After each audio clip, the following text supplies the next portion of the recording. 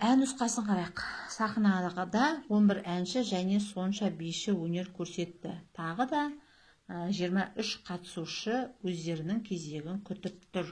Концертке барлығы неше қатысушы келді дейді. Ал енді көрейік шартын жазып. Шарты. Кімдер бар екен бізде?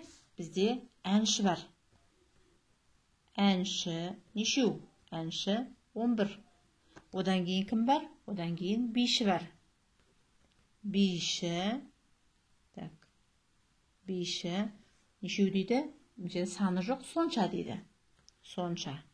Сонша дегеніміз қанша? Сонша дегеніміз, мына әнші қанша болса, биші де сонша. Демек, әнші 11 болса, биші де 11 болғаны. Енді 23 қатысушы өздерінің кезегін күтіп тұр.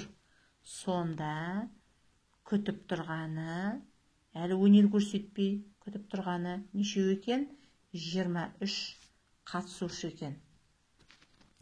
Енді бізден сұрайды, концертке барлығы неше қатысушы келді? Мінеке, біз тап дейді бізге барлығын қатысушыны.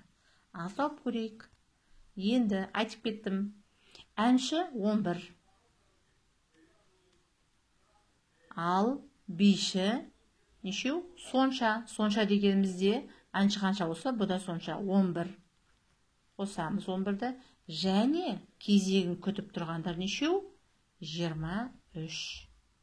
Мінеке, барлығы осылай таба алады. Есептеп табамыз және жауабын жазамыз.